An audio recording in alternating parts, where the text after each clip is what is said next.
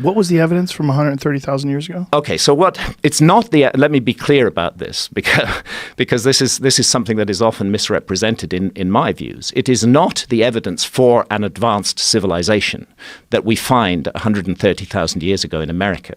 The evidence that we find is evidence for human presence. And what they were doing was very much Stone Age stuff. It's a mastodon.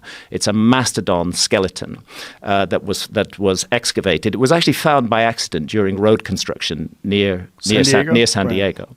And an archaeologist was attached to the road construction crew and immediately stopped construction. And they investigated it thoroughly. And what they found was so much dynamite in the early 1990s when they found it that they decided not to publish at the time.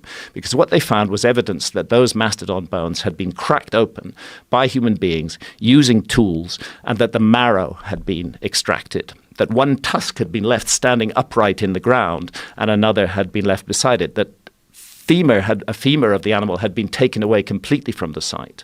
And there was assemblages of instruments that were used to smash and break the bones. And the conclusion of the team was that only one kind of creature could have done that work using tools on a mastodon, and that's human beings. That's classic human behavior.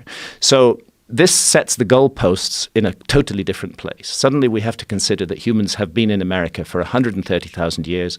We already know that a dogmatic approach of archaeology has rather refused to look at anything older than 13,000 years ago. And what it does is it generates an engine of demand that we need to be looking at those missing 100,000 plus years. We need to be looking at it hard. Of course, the immediate reaction has not been to go looking for stuff in the other 100,000 years. Most archaeologists have responded by saying this is impossible. It can't be so. But that's precisely what they said to Jacques Cinq-Mars, who said that humans were in Bluefish Caves in the Yukon 25,000 years ago. And it's precisely what they said to Al Goodyear, who said humans had been at Topper 50,000 years ago. And they were both right. And I believe that Tom Desmarais and his team, you don't get a big article published in Nature unless it's already pretty solidly based and pretty much peer reviews. It has produced a reaction. I would be wrong to say that it's universally accepted. It's very much challenged, but it's intriguing.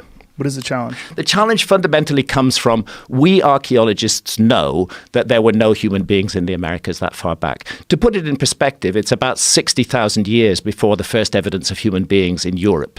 It's about 60,000 years before the first evidence of human beings in Australia. And this is just evidence of the first human beings. Yes. We have to point out how difficult it is to find evidence of human beings. It's extremely difficult to find. You know, sometimes we imagine that archaeologists are working with masses of skeletal material. No, they're not. They're not. I mean, this is one of the ironies. The whole Clovis first dogma, you would think that they had masses of material to work with. They did have the tools, but in terms of skeletal remains, just one.